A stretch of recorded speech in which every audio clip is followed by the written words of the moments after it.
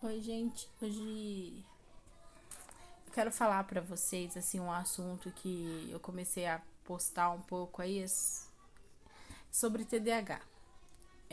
Sobre esse transtorno, né? TDAH é um transtorno que afeta aí crianças, adolescentes e adultos aí. Eu sabia o que era necessário sobre TDAH, tá? Eu sabia o que às vezes eu dava uma pesquisada, o que eu via na internet, assim, eu não me aprofundava muito. E eu quero, assim, contar pra vocês que meu filho agora, ele foi diagnosticado, tá? Com TDAH, depois de um tempo. Mas contar, assim, que a gente foi suspeitando, como que foi o processo. Durante a pandemia, que foi no caso das aulas online, eu notei que ele tinha muita dificuldade em fazer online. Era assim, era praticamente impossível, tá? Ele não conseguia focar, era uma briga, assim, se tornava uma coisa muito maçante, apesar de com as meninas ser um pouco mais tranquilo. E ele sempre foi muito hiperativo, sempre correu para cima, para baixo, para lado, pro outro, mas era muito menino, né? Meninos normalmente eles são mais agitados assim. Mas quando voltou às aulas normais, passou um tempo, assim, uns 3 meses, 4 meses, a professora na reunião comentou que ele era difícil ele pegar as coisas, ele era muito distraído, ele não conseguia focar muito, ele não parava quieto. Mas, assim, a gente estava voltando de uma pandemia, né? E né, no meio da pandemia também, ele tinha feito outra cirurgia no pé, então ele ficou 6 meses na cadeira de rodas, sem poder andar. Então meio que eu falei, não, vamos esperar um pouco, ver como que vai ser essa adaptação a partir de agora, né? Porque a gente tá vindo de pandemia, vindo de cirurgia, quem sabe? Passou 6 meses, era as mesmas reclamação. E chegava, e pra fazer lição de casa com ele sempre foi muito difícil. Muito, muito, muito difícil.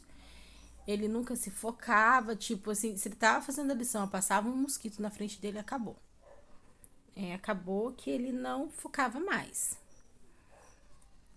E sempre hiperativo, hiperativo, e as minhas reclamações na escola.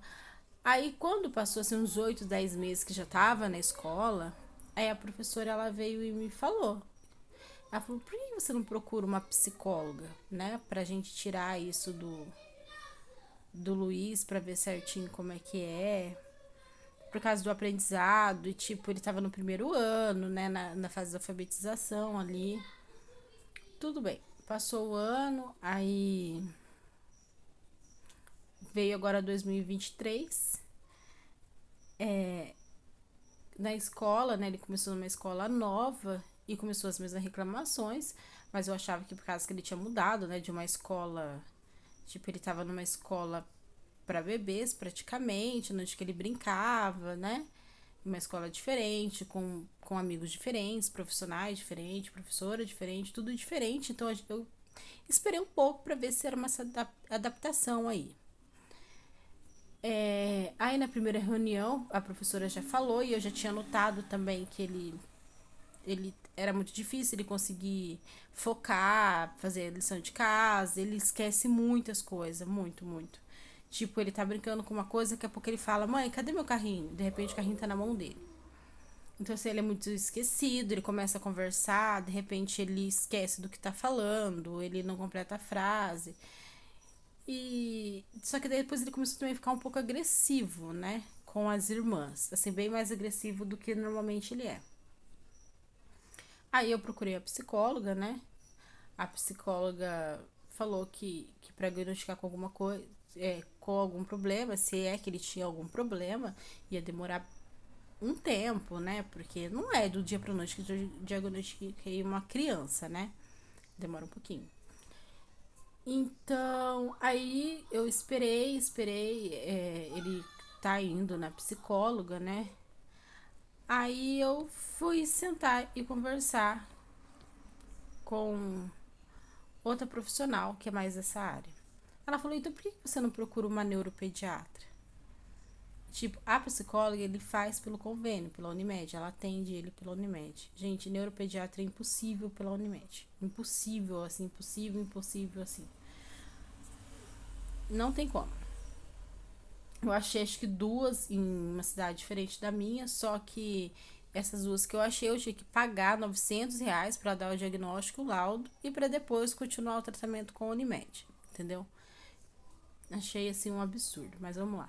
E aqui na minha cidade tem uma neuropediatra, né, que ela atende aqui no posto de saúde, como eu trabalho no posto, eu pedi um encaminhamento pro pediatra, ele encaminhou ela pro neuro, com esse relatório, que da escola fez um relatório, tudo, que ele era muito... Tudo que eu já tinha falado, hiperativo, que ele esquecia as coisas, né, que ele não estava conseguindo ser alfabetizado, tudo certinho a professora fez, eu levei pra neuro. Aí eu levei ele em 3 vezes na neuro. Na primeira vez ela deu medicação natural para ele tomar, que foi a. Eu esqueci agora.